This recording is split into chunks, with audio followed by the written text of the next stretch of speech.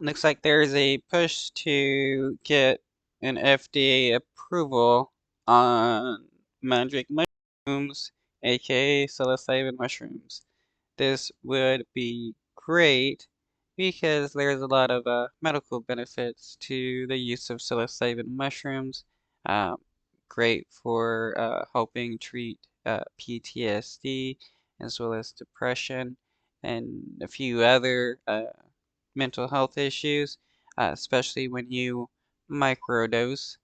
I mean, no real difference than taking other medications to help treat depression and stuff, except it's just using a mushroom instead of using um, some other compound that has been made or extracted from a plant or something.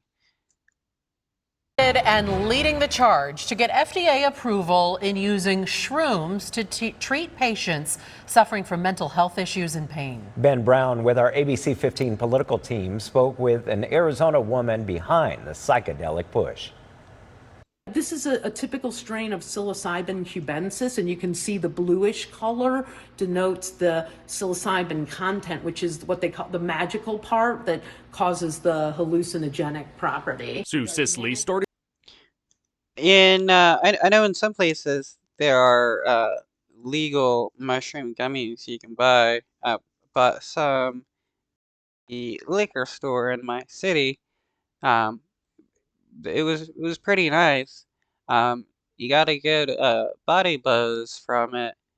Um, I don't remember what mushrooms they made the gummies from, but I mean if they have that already, I mean just legalize all forms of psychedelic mushrooms and stuff. It regulate it and make it safer for people to consume.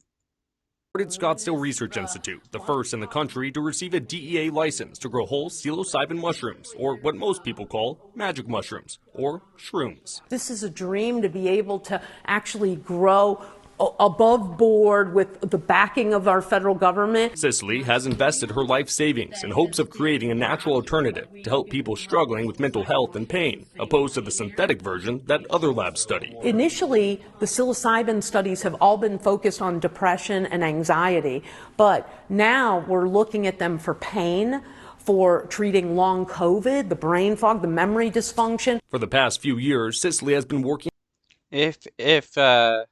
If there's a positive study showing that magic mushrooms do help people with long COVID, I am definitely down for government approval for that because there's hundreds of thousands of people still suffering from long COVID that could definitely do with some treatment so that they can regain some quality of life again. On studying the potency and dosage. Now, the goal is to receive FDA approval to start testing the psychedelics in human trials. We hope to launch this clinical trial this year. We've finally gotten to a point where we've submitted our study design to the FDA, and they seem to be open to a conversation about how to implement this trial. In the meantime, the Arizona State Senate passed Senate Bill 1570, which would allow treatment facilities to start using psilocybin mushrooms on patients in a controlled environment, something that Marine veterans. Nice. So I'm glad Arizona is using it for medical.